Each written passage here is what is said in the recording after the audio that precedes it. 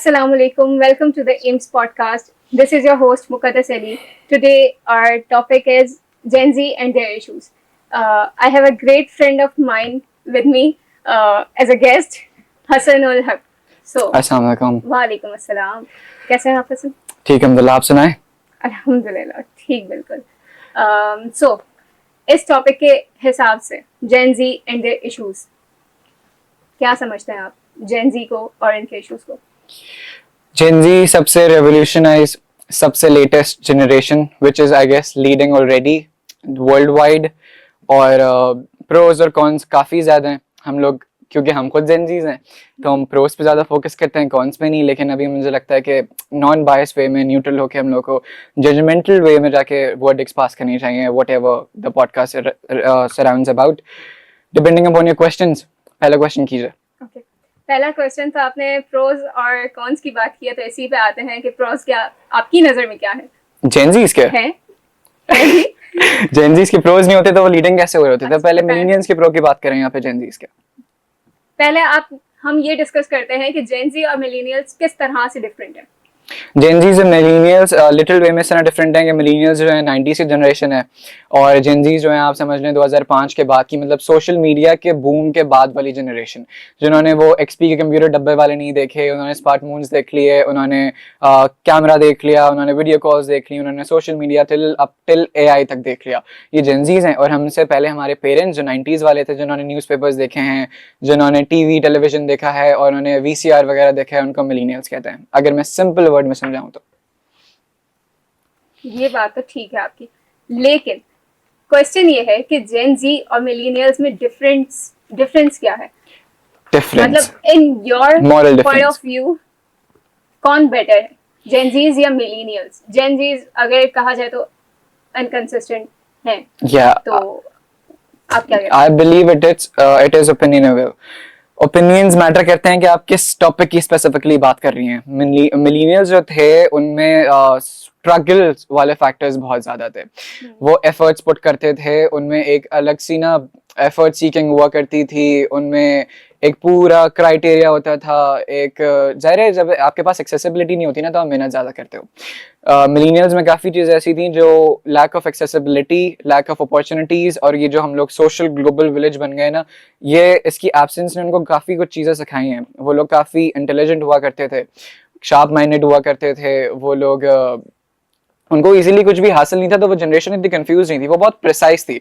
छोटी उम्र में इंडिपेंडेंस हो जाना, छोटी उम्र में शादी हो जाना, छोटी उम्र में आपको वो सारी मेंटालिटी ग्रोथ एक्सपीरियंस कर लेना जो आज Gen Zs को नहीं होती। अनसर्टेनिटी नहीं थी, इवन लैक ऑफ एक्सपोजर जो है, जो आज हम लोग जिस पे प्राउड करते हैं, लैक ऑफ एक्सपोजर ने भी उनको काफ़ी चीज़ें ऐसी दी थी जो आज Gen Zs के पास नहीं है। लेकिन जो Gen Zs के पास है वो मिलेनियल्स के पास नहीं था, विच इज़ इंटेलेक्चुअलिज्म। आज आपके पास you name it and you have it. कोई बुक, कोई नॉलेज सीकिंग, कोई एकेडमिक्स, कोई स्किल, कोई ऐसी चीज जो आप सोच सकते हैं, जो पहले के लोग गूगल, AI, गूगल, एक वर्चुअल रियलिटी में हम लोग जी रहे हैं जो हमारे पेरेंट्स ड्रीम भी नहीं कर सकते थे। वो टेलीविजन का दौर कहाँ और आज AI का दौर कहाँ, जिसमें आपने रियलिटीज और डिल्यूजन्स में फर्क ही खत्म कर दिया है। तो Gen Zs इस चीज में बहुत आगे हैं। Gen Zs के पास ना नॉलेज सीकिंग बहुत है, उनके पास एक्सपोजर बहुत है। अब आप उसको रियल वर्ल्ड कह सकते हैं, यानी ये डिबेटेबल है, लेकिन एक्सपोजर तो बहुत है, वो मिलेनियल्स के पास नहीं था। लेकिन इसी वजह से इसको हम नेगेटिविटी में भी ले जा सकते हैं ना। यही जो रीजंस है जो इनको इतना इजीली हर चीज मिल गई है, चाहे वो नॉलेज हो या कोई भी चीज हो, तो इसी वजह से वो अनकंसिस्टेंट भी है। ऐसा ही है, सिर्फ अनकंसिस्टेंट नहीं है, बहुत सारे इश्यूज हैं। जैसे हम बहुत तारीफें करते हैं Gen Zs की, हमारी जनरेशन तो लीड कर रही है, और एक वो नहीं मॉम बन गया कि हमारे पेरेंट्स को तो कुछ आता जाता नहीं है, सारी स्किल्स हमारे पास है, उनको तो एक स्मार्टफोन यूज करना नहीं आता। तो ये जनरेशन तो पहले हम सिखाएंगे उन्हें, हम अपने पेरेंट्स के भी पेरेंट्स हैं। तो भाई बहुत सी चीजें, मैंने तो पॉइंट्स तक लिखे हैं इवन कि आप you can not even name them within your fingers, you have to count and count and count and till eternal, वो खत्म नहीं होने वाले। डिस्कस करें, बिल्कुल इश्यूज डिस्कस करते हैं, फिर आप बताइएगा कि आप कितनी बातों से सहमत हैं, कितने से नहीं। टू मच एक्सेसिबिलिटी और अनसर्टेनिटी पैदा ही करती है एक्सेसिबिलिटी। बहुत ज्यादा जो एक्सेसिबिलिटी होती है ना, कि आपके पास ये भी है, वो जितने ऑप्शंस आपके पास होंगे उतने आप अनसर्टेन होते जाएंगे इन एवरी कॉस्ट। पहले इतने सब्जेक्ट्स नहीं थे, आज इतने सब्जेक्ट्स हैं, तो आपको नहीं पता कि आप कौन सा सब्जेक्ट चूज करेंगे। पहले इतने प्रोफेशंस नहीं थे, आज इतने प्रोफेशंस हैं। पहले इतनी अपॉर्चुनिटीज नहीं थी, आज इतनी अपॉर्चुनिटीज हैं। पहले इतने लोग एक्सेसिबल नहीं थे, अरसों में किसी को Exposure भी कोई नहीं था। एक्सपोजर नहीं था, इतने दोस्त नहीं थे। यहाँ पे आप छींक भी मारते हैं तो आपके 10 दोस्त बन जाते हैं। यूनिवर्सिटी अलग, फ्रेंड्स अलग, कॉलेज वाले तो ऑनलाइन फ्रेंड्स का तो कोई कंसेप्ट ही नहीं होता था। वो आप अपने पेरेंट्स से बात सुनते हैं कि यार मेरा 10 साल पुराना दोस्त तो 20 साल पुराना दोस्त, यहाँ तो कंसेप्ट ही नहीं है ना। यहाँ तो एनिवर्सरी सेलिब्रेट कर रहे थे, कंग्रेचुलेशन आपका हमारे साथ 1 साल हो गया ये वो।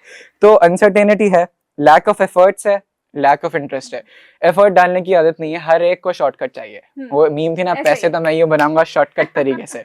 सारे अक्षय कुमार बन चुके, and every person is after like कुछ तो हो जाए कि इंटरेस्ट नहीं है, क्रेडिबिलिटी भी नहीं है, लेकिन वो है ना कि आपका ईगो 7वें आसमान में।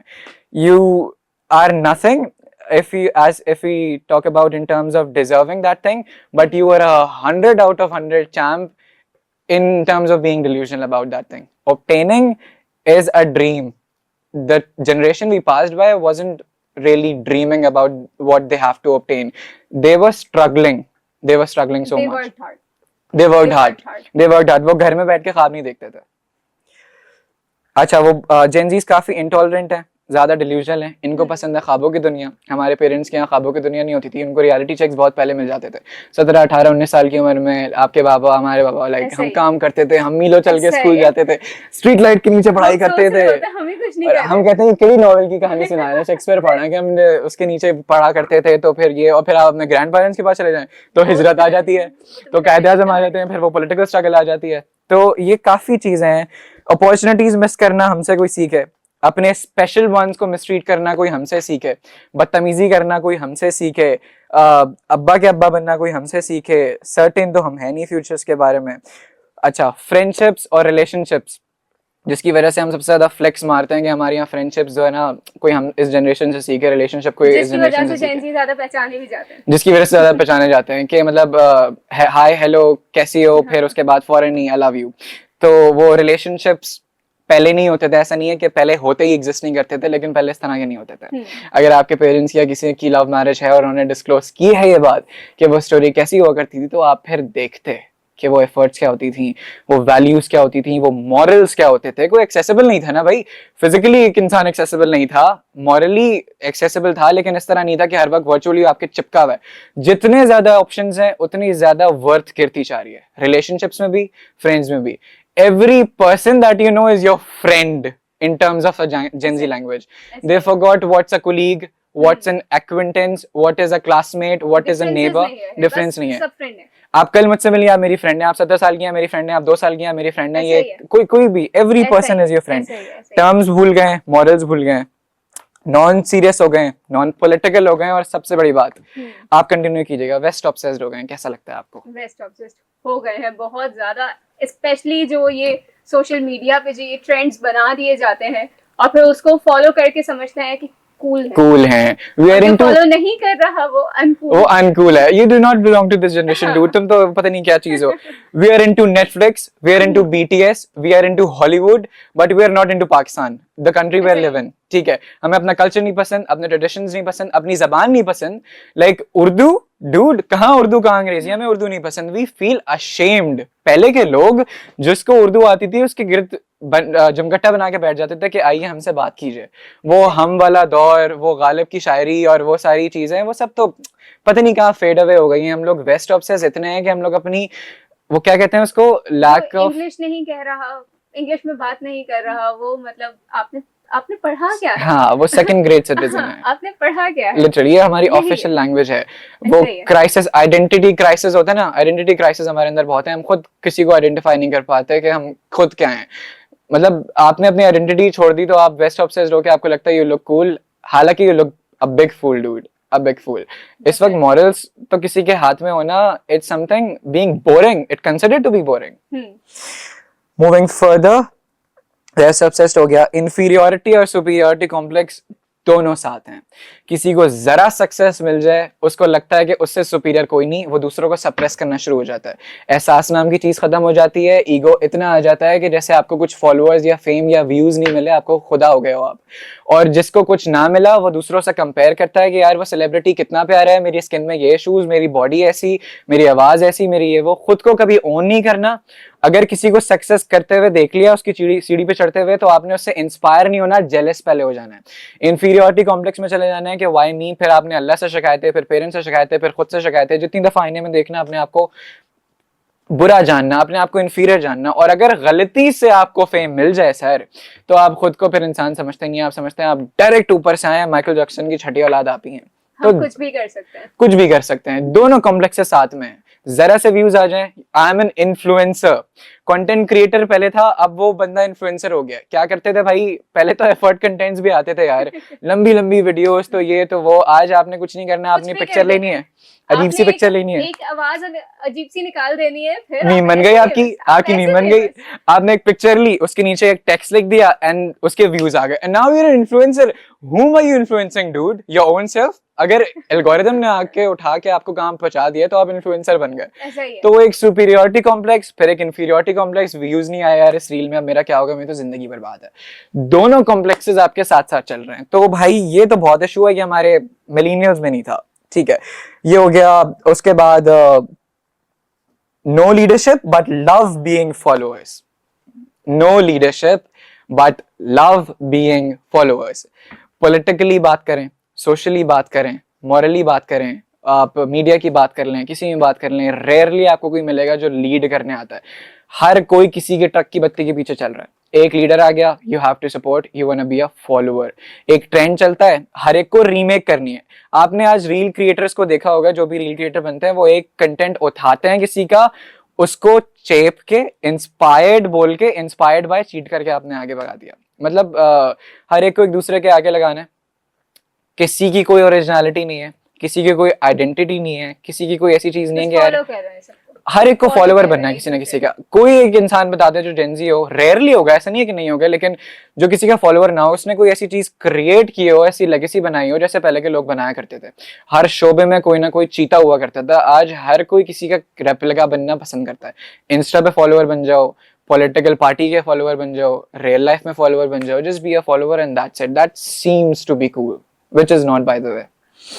अच्छा, cheap dopamine and no real world exposure. Last point. पहले के लोगों के पास इतना चीप डोपामिन नहीं हुआ करता था भाई। पहले के लोग, अगर आप मर्दों की बात करें तो उनके लिए डोपामिन होता था उनकी सैलरी, उनके लिए डोपामिन होता था कि जब वो ब्रेड अर्न करके अपने घर आते हैं वापस, उनकी डोपामिन होती थी उनकी फैमिली, उनकी एक परफेक्ट वाइफ, उनके एक दो बच्चे, और वो एक वो नहीं होती कंप्लीट फैमिली, हैप्पी फैमिली। उनके लिए सुबह से ऑफिस से या जब बिजनेस से काम करके आया तो that is a dopamine, dude मेरे बच्चे मेरे पास आए थे, दिस एंड दैट। फिर वो परफेक्ट लाइफ थी। आजकल जितनी चीजें मैसर है उतनी ही ज्यादा लोगों की और ज्यादा ख्वाहिशात बढ़ती जा रही हैं भाई। मतलब पहले के लोग, क्रिकेट उनके लिए डोपामिन हुआ करता था, भाग दौड़, फिजिक, डोपामिन हुआ करता था। हर कोई चीज नई अचीव करना, किसी पोजीशन पे पहुंचना, that was the dopamine, source of dopamine for them. And किसी भी तरह का कोई physical relationship in terms of dopamine तो शादी के अलावा एग्जिस्ट ही नहीं करता था, स्पेशली हमारे मुआशरे में। आज तो इतना चीप हो गया है डोपामिन, जस्ट रील स्क्रॉल करें, that's a dopamine for you. आपकी रील्स में कुछ 1000 व्यूज आ गए, that's a dopamine for you. आपको किसी ने सराह दिया, that's a dopamine for you. आपने किसी सेलिब्रिटी को कॉपी करके उसका आउटफिट कॉपी कर लिया, that's a dopamine for you. आप किसी रिलेशनशिप में फिजिकल हो गए, that's a dopamine for you. Everything which is pathetic and petty is termed as dopamine according to this generation, which is something seriously we should think upon. And last thing is no real world exposure. ख्वाबों की दुनिया, virtual reality, artificial intelligence, everything हमने अपने घर के कमरे के अंदर एक जहान बनाया हुआ है। हम लोग को नहीं पता कि सोसाइटी और दुनिया हमारे ख्यालात की दुनिया से बहुत अलग चलती है। दुनिया हमें फॉलो नहीं करती, ना वो हमारी परवाह करती है कि हम जैसा सोचते हैं हमारे साथ वैसा होता है। कहते हैं ना कि आप जो सोचते हैं वो जिंदगी नहीं होती, आपके साथ जो होता है वो जिंदगी होती है। मौत सजा नहीं है, जिंदगी सजा है। सो देयर इज समथिंग कि आपको रियल वर्ल्ड एक्सपोजर नहीं है, आपको पसंद है डिल्यूजनल्स, आपको पसंद है ख्वाबों की दुनिया, which is what something we can find in ourselves, but it was absent in the generation that our parents belonged to. So these are the facts. Okay, तो इसमें तो प्रॉज और कॉन्स दोनों को ही डिस्कस कर लिया गया है. So my next question is that social media पे जो परफेक्ट लाइफ का एक ट्रेंड बना दिया गया है, तो उससे जो जेनजीज की मेंटल हेल्थ पे जो इफेक्ट करता है, वो उसके बारे में आप क्या कहेंगे? मैंने आपको बताया ना कि एक लूप होल शुरू हो जाता है, उसको एक गलती से सक्सेस मिल गई कुछ करने से, तो सक्सेस इज गुड. किस तरह मिल रही है डजंट मैटर. उसको एक किसी लड़की को डांस वीडियो बनाते हुए सक्सेस मिल रही है या उसको कुछ प्रीच करते हुए सक्सेस मिल रही है, डजंट मैटर. जिस चीज में व्यूज आ रहे हैं that's good and we have to follow that. आप अपने मॉरल्स, अपने एथिक्स, अपने ट्रेडिशन सबको भूल के व्यूज के बत्ती के पीछे लग जाते हैं, because that is success for you. आपके लिए ट्रांसफॉर्म कर दिया ना सोशल मीडिया ने सक्सेस की डेफिनेशन. मेंटल हेल्थ को क्यों नहीं बर्बाद करेगी जब आपके मॉरल्स ही आपको नहीं पता. आपको नहीं पता कि आप अपने आप में परफेक्ट हो. आप किसी मॉडल से खुद को कंपेयर करेंगे तो इम्परफेक्शंस दिखेंगे, डिप्रेशन में जाएंगे आप, जाएंगे सेल्फ हेट्रेट की तरफ, आप जाएंगे किसी ऐसी चीज की तरफ जिसकी तरफ आपको बिल्कुल नहीं. एंग्जाइटी, स्ट्रेस हो गई है.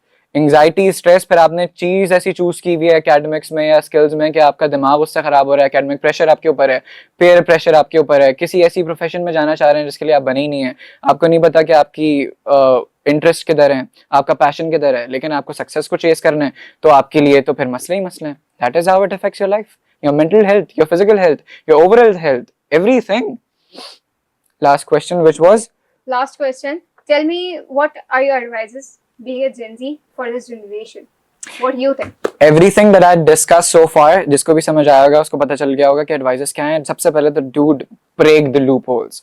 वो जो एक infinity chaos हो गया है ना कि यार you have to follow, अपनी legacy छोड़ के किसी को follow करो तो उसके पास पे चलते चलते आप सक्सेसफुल हो जाओगे. It doesn't work this way. जब तक आप कुछ डिस्टिंक्टिव या इनोवेटिव नहीं करेंगे you can not succeed in life. ठीक है, इसी एज से, उसके लिए कोई एज नहीं चाहिए होती. आपके पास कोई ऐसी मेंटालिटी, ऐसा माइंडसेट होना चाहिए कि आप खुद को देखो तो बोलो यार नहीं मैं लोगों से अलग हूं, and appreciate yourself in that, own that thing. आपका मजाक उड़े, आपका कुछ भी हो, आप कुछ भी करो, लेकिन यू शुड बी डिस्टिंक्टिव. किसी को फॉलो ना करो. अपनी पर्सनैलिटी, अपनी लेगेसी खुद बनानी चाहिए. ठीक है, think differently, act differently, do not copy anyone. किसी इंसान का रेप्लिका नहीं बनो. इंस्पिरेशन अलग चीज है, रेप्लिका बनना बिल्कुल अलग चीज है कि उसके फेम से आपको एक चंक मिल जाए. अपना फेम खुद पैदा करना चाहिए. ठीक है, own yourself, choose struggle, challenge yourself. अपने कंफर्ट जोन से निकल के चैलेंज करना बहुत मुश्किल है. कंफर्ट जोन में बैठकर सर्कमस्टांसेस को क्रिटिसाइज करना बहुत आसान है. अल्लाह से शिकायत करना, पेरेंट्स से शिकायत करना, सर्कमस्टांसेस से शिकायत करना बड़ा इजी है. इससे आप अपने अलावा किसी को डिल्यूजन में नहीं लगता है, ना किसी को फर्क पड़ता है.